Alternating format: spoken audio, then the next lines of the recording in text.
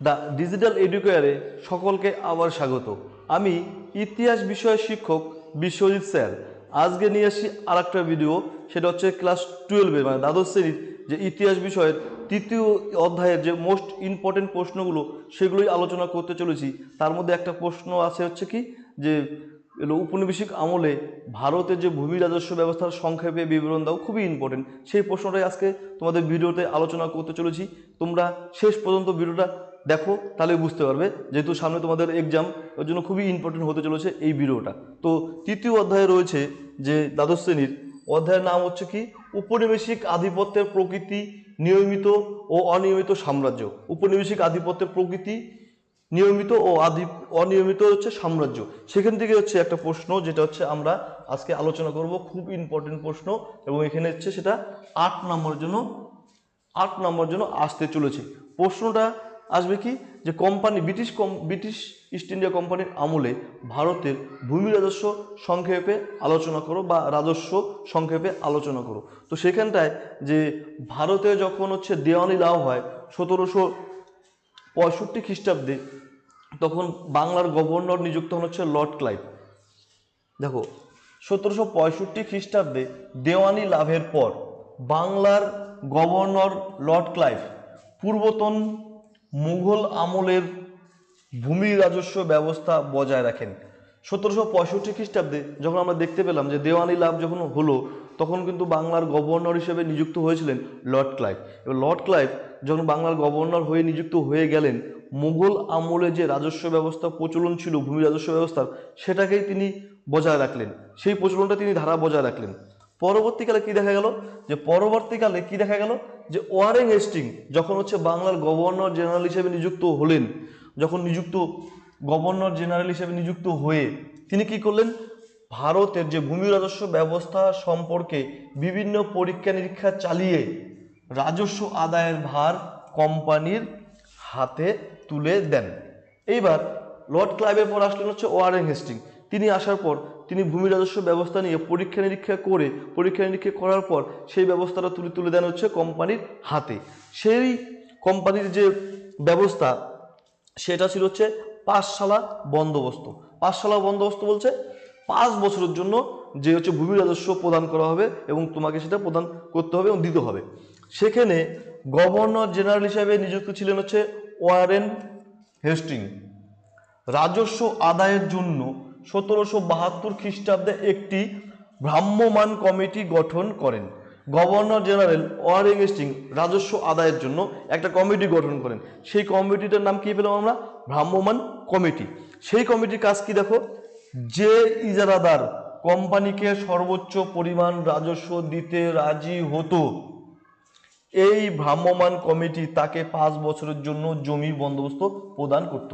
মানে মনে করো তুমি 5 বছরের জন্য তুমি ইজারাদার আছো, তুমি 5 বছরের জন্য ভূমি রাজস্ব করার মতন ক্ষমতা রাখো, তোমাকে 5 বছরের জন্য জমি প্রদান করা হবে।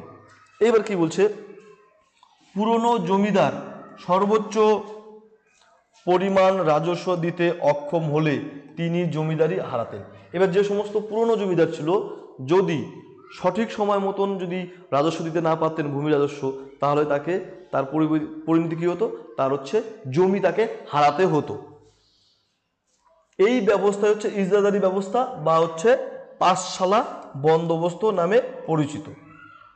এই ব্যবস্থায় কি দেখা যায়, রাজস্ব সংক্রান্ত বিষয়ের দায়িত্বপ্রাপ্ত পূর্বতন সুপারভাইজারের নতুন নামকরণ করেন হচ্ছে কালেক্টর। যারা হচ্ছে এই বিষয়ে যারা দায়িত্ব ছিলেন, সুপারভাইজার, তাদেরকে পরবর্তীকালে তাদের নাম দেওয়া হয়েছে কালেক্টর। এদের কাজ কি ছিল, যারা জেনারেল রাজস্ব আদায়, বিচার ও হচ্ছে কি করতো, শাসন পরিচালনার দায়িত্ব পালন করত।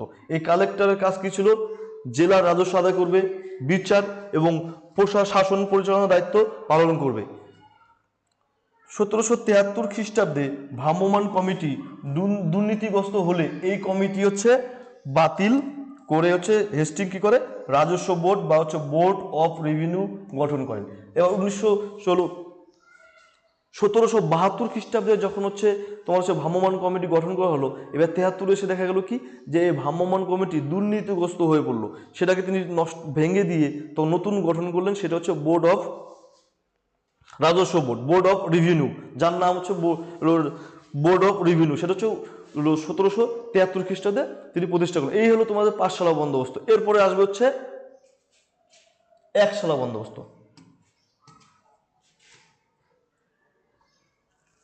এরপর যেটা থাকবে সেটা হচ্ছে একশালা বন্দোবস্ত। এটা কিন্তু তোমার হচ্ছে ওয়ারেন হেস্টিং এর মূল দায়িত্ব থাকবে। একশালা বন্দোবস্ত কি দেখা যাচ্ছে, ভূমি রাজস্ব ব্যবস্থায় পাঁচশালা বন্দোবস্তের কিছু ত্রুটি বিচ্যুতি লক্ষ্য করা যায়। এই যে ওই যে পাঁচশালা বন্দোবস্ত ছিল, ওটার মধ্যে কিছু ভুল ত্রুটি ধরা পড়ে, এবং ভুল ত্রুটি ধরা পড়ে কি করে, যা দূর করার উদ্দেশ্যে কি করলো, 1777 খ্রিস্টাব্দে হেস্টিং পাঁচশালা বন্দোবস্ত বাতিল করে এক নতুন ভূমি ব্যবস্থার প্রচলন করেন, যার নাম দেওয়া হয়েছে একশালা বন্দোবস্ত নামে পরিচিত। একশালা বন্দোবস্ত নামে পরিচিত। এটা হচ্ছে তোমার কি বলবো, যে ভূমি রাজস্ব ব্যবস্থা যে পাঁচশালা বন্দোবস্ত, ওর মধ্যে কিছু ভুল ত্রুটি ধরা পড়ে। এই ভুল ত্রুটি ধরার পরে সেটাকে হচ্ছে তিনি বাতিল করে একশালা বন্দোবস্ত প্রচলন করে। এবার একশালা বন্দোবস্ততে কি কি বন্দোবস্ত অনুসারে কি কি তোমার হচ্ছে নিয়ম কানুন ছিল, সেগুলো এক নম্বর কি বলেছে, প্রতি বছর পুরনো জমিদারদেরই জমি দেওয়া হবে। একশালা বন্দোবস্ত কি বলা হয়েছে, প্রতি বছর, এক নম্বর বলছে প্রতি বছর পুরানো জমিদারদেরই হচ্ছে জমি দেওয়া হবে।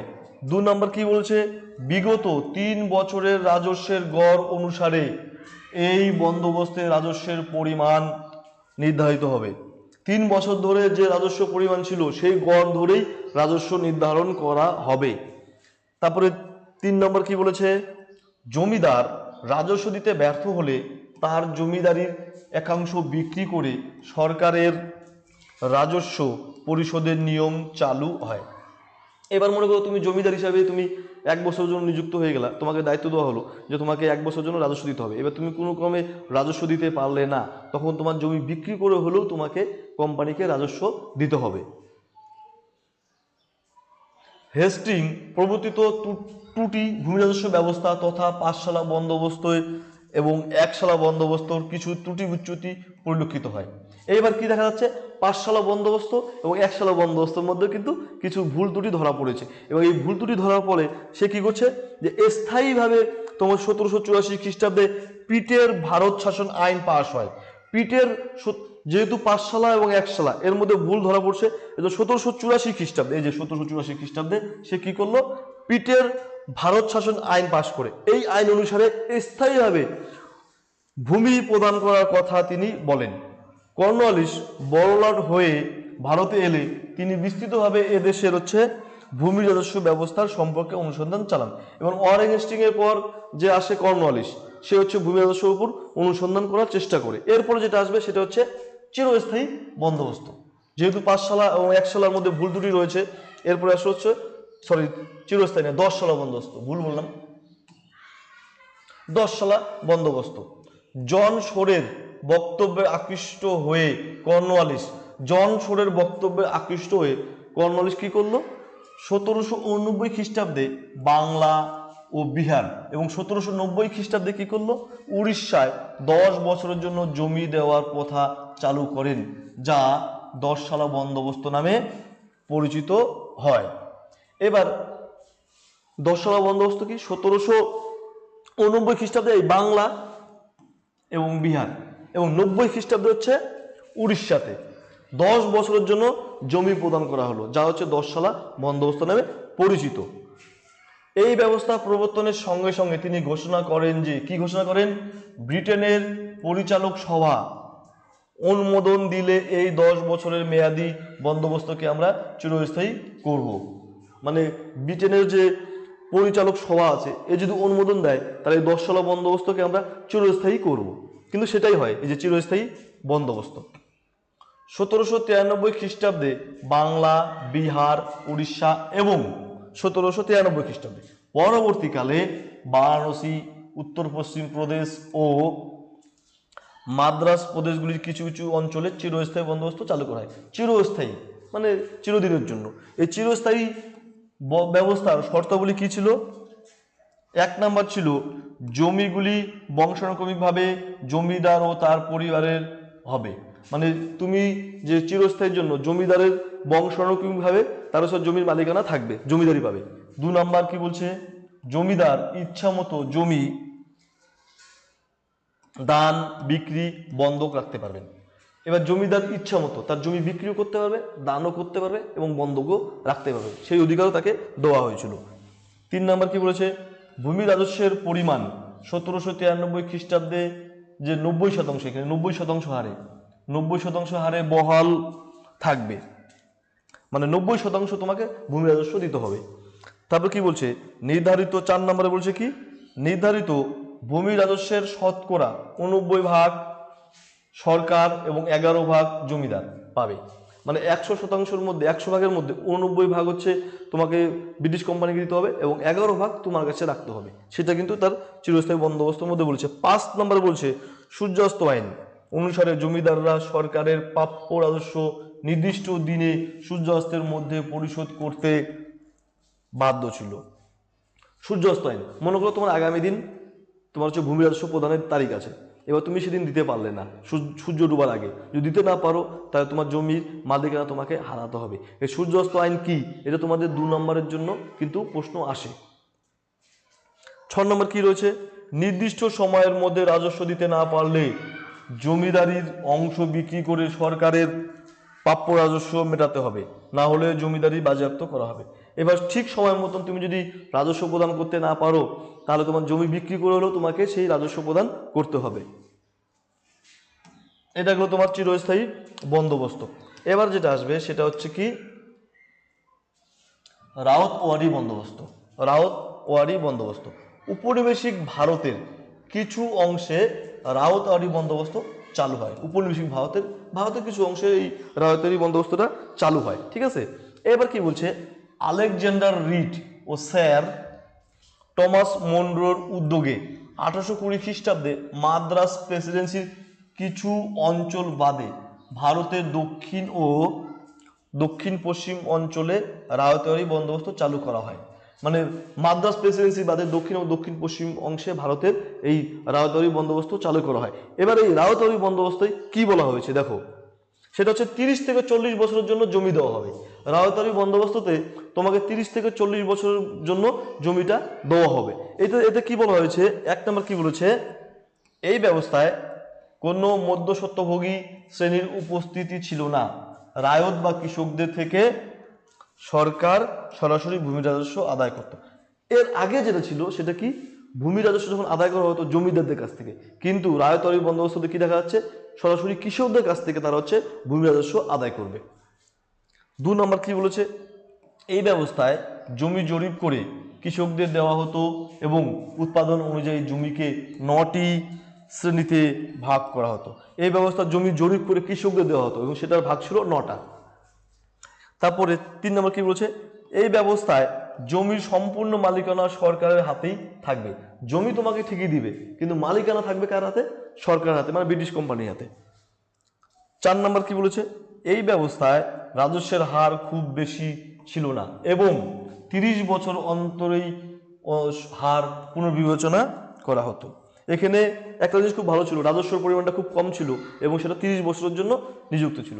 এবার যেটা আসলো সেটা যেহেতু তোমার হচ্ছে রাওতওয়ারি বন্দোবস্ত, এবার যেটা আসবে সেটা হচ্ছে মহলওয়ারি। এই মহলওয়ারি বন্দোবস্ত আলোচনা করলেই এটা তোমার 8 নম্বরের প্রশ্ন শেষ হয়ে যাবে। এগুলোই তোমাকে আলোচনা করতে হবে এই প্রশ্নটার মধ্যে, খুবই ইম্পর্টেন্ট প্রশ্ন এবং টেস্ট এবং ফাইনালের জন্য।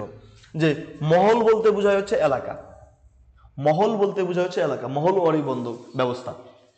এখানে কি বলা হয়েছে, ভারতের বৃহৎ অংশে চিরস্থায়ী বন্দোবস্ত চালু করা হলেও উত্তর ভারতের বিস্তীর্ণ অঞ্চলে কোনো ভূমি রাজস্ব ব্যবস্থা অনুসরণ করা উচিত, কোন ভূমি ব্যবস্থা অনুসরণ করা উচিত, এই নিয়ে কোম্পানির মধ্যে মতবিরোধ দেখা দেয়। কোম্পানির মধ্যে একটা মতবিরোধ রয়েছে, কি রয়েছে, যে চিরস্থায়ী বন্দোবস্ত চালু করা হলেও উত্তর ভারতে বিস্তীর্ণ অঞ্চলে কোন মানে ব্যবস্থা চালু থাকবে সেটা হচ্ছে কোম্পানিদের মধ্যে একটা মতবিরোধ রয়েছে। এই মতবিরোধে কি দেখা যাচ্ছে, যে অবস্থায় উত্তর পশ্চিম প্রদেশ ও ভারতের কিছু অঞ্চলে মহলওয়ারি ব্যবস্থা চালু করা হয়। এটা হচ্ছে দ্বন্দ্ব হওয়ার পর তারপর হচ্ছে মহলওয়ারি ব্যবস্থা চালু করা হয়।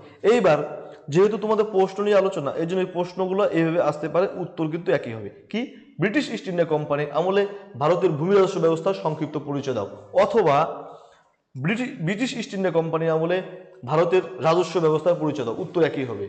সেম তাই, যেভাবে আসুক অ্যান্সার একই হবে। যে তোমার হচ্ছে যে ভূমি রাজস্ব বন্দোবস্তগুলো ছিল পাঠশালা, একশালা, দশশালা, চিরস্থায়ী, মহলওয়ারি, রাউতওয়ারি, এগুলো তোমাকে পাট পাট করে এইভাবে আলোচনা করতে হবে, তাহলেই তোমার প্রশ্নটা সম্পূর্ণ হবে। তো যাই হোক, আজকের ভিডিও এই পর্যন্ত থাক। আশা করি ভিডিওটা সবার কিরকম লাগলো অবশ্যই কমেন্ট করে জানাবে। সামনে এক্সাম, এবং ভিডিও যদি ভালো লেগে থাকে অবশ্যই শেয়ার অবশ্যই করবে। আজকের ভিডিও এখানেই থাক, এখানেই শেষ করছি। ধন্যবাদ, সুস্থ থাকবে, ভালো থাকবে।